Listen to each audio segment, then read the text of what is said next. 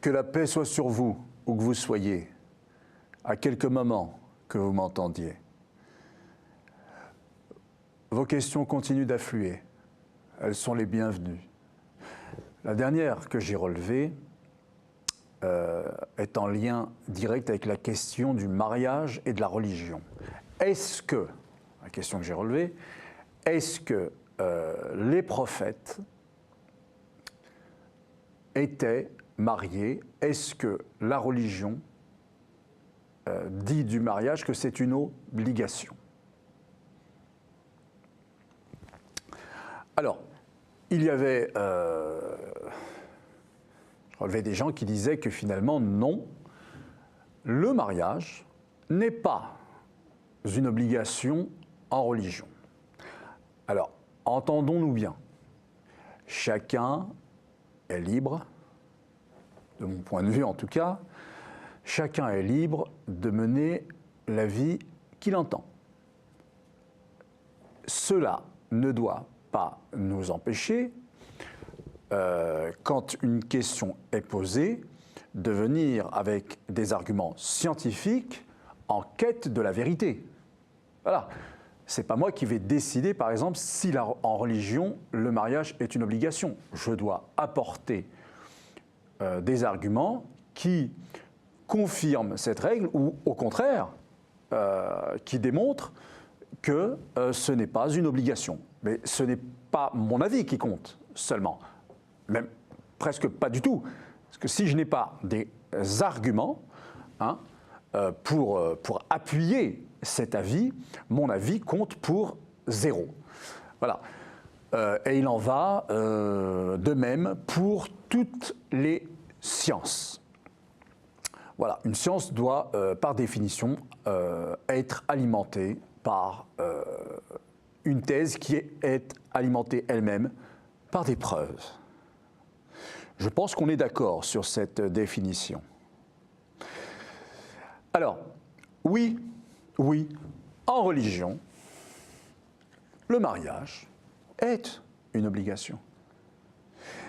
Et il est vrai aussi que si vous prenez le Coran et la Sunna, vous ne verrez pas mentionner d'obligation à se marier. D'où le trouble, enfin, pour certains esprits, d'où la question qui m'a été envoyée.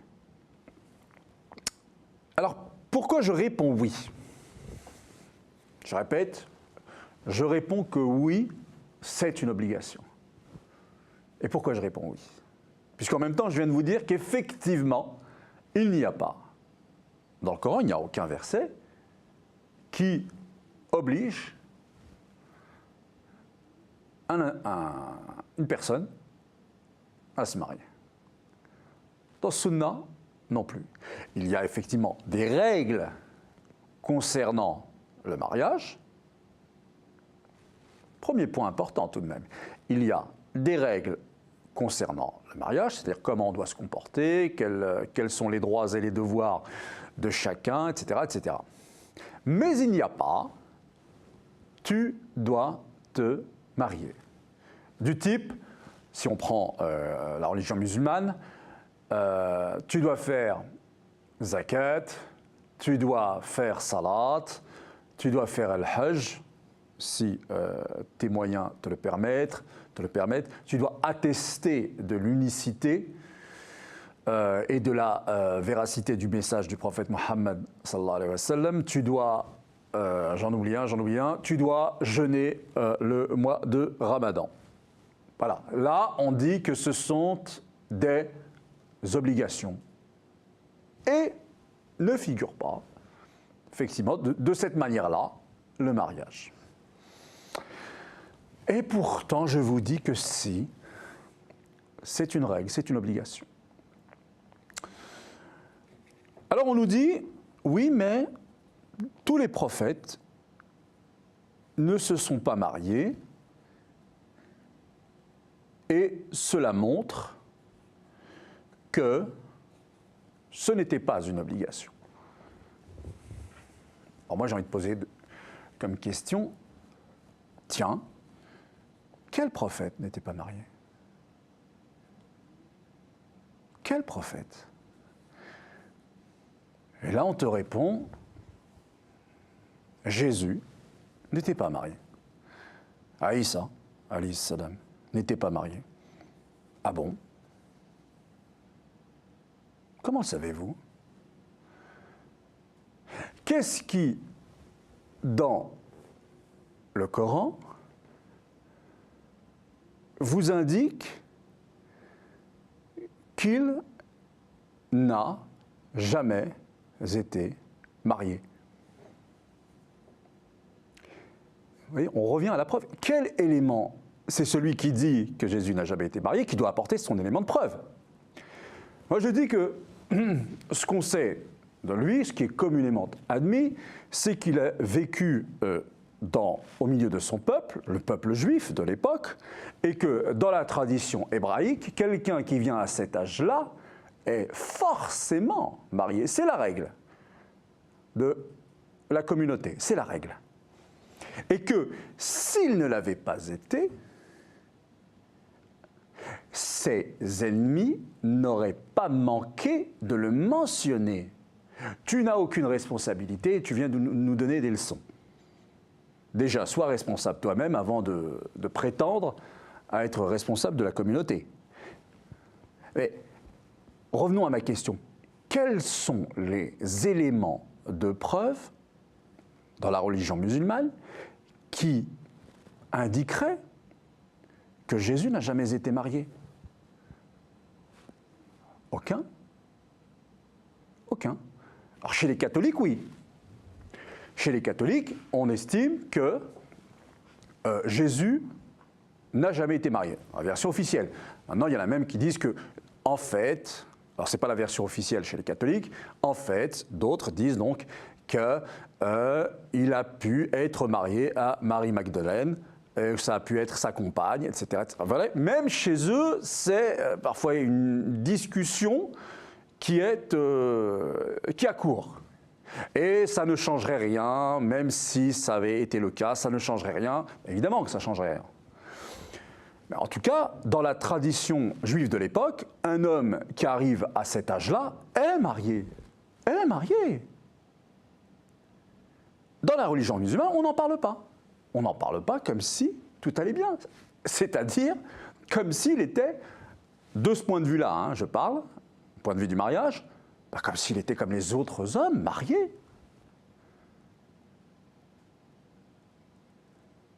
Aucun élément de preuve dans la religion musulmane, le Coran ou la Sunna, n'indique que Jésus n'ait pas été marié. Alors, pourquoi dis-je que oui, c'est une obligation dans la religion? Et encore une fois, je le redis, libre à chacun de mener la vie qu'il veut. Là, je parle scientifiquement. Alors pourquoi c'est une obligation religieuse? C'est parce que si vous prenez le Coran est aussi, il faut le voir comme ça, un livre de réponses concrètes à des questions concrètes. N'est-ce pas? C'est un livre qui invite d'abord des gens à entrer dans une communauté, d'où les 5 piliers qu'on a pu citer. Pour faire partie de cette communauté, il faut remplir ces obligations-là. Et ensuite, c'est un livre qui répond concrètement, autrement dit, Dieu répond concrètement à des questions concrètes qui permettent l'organisation de la vie en groupe, qui sont concrètes, des croyants qui posent cette question au prophète Mohammed, et Dieu, à chaque fois, vous voyez qu'il y a cette injonction, qul, réponds-leur, dis-leur. Il te demande ci, dis-leur ça. Il se pose telle question sur telle chose, voilà ce qu'il faut leur répondre, voilà ce qu'ils doivent faire. Vous voyez? Elle est là, ma preuve. La question du mariage ne se posait pas. La question du mariage n'a jamais été une question à laquelle il fallait répondre. Ça allait de soi. Et c'est l'inverse, en réalité, qui aurait pu vous faire croire que ce n'est pas une obligation en religion, à savoir, si il avait été dit, attention, vous n'êtes pas obligé de vous marier. Mais dès lors que rien n'a été mentionné, alors qu'il y a des règles, elles qui ont été clairement instruites, montrent bien que le mariage, oui, est une obligation. La question ne se posait pas. Donc, poser une question qui ne se posait pas, chacun, encore une fois, est libre de le faire, mais ça n'entre pas dans la question qui nous préoccupe, à savoir, est-ce que, oui ou non, le mariage est une obligation en religion?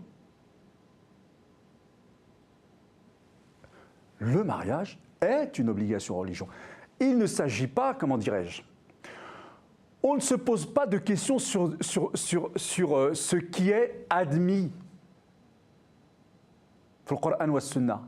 On se pose des questions sur ce qui pose question, justement, sur les litiges qu'il peut y avoir.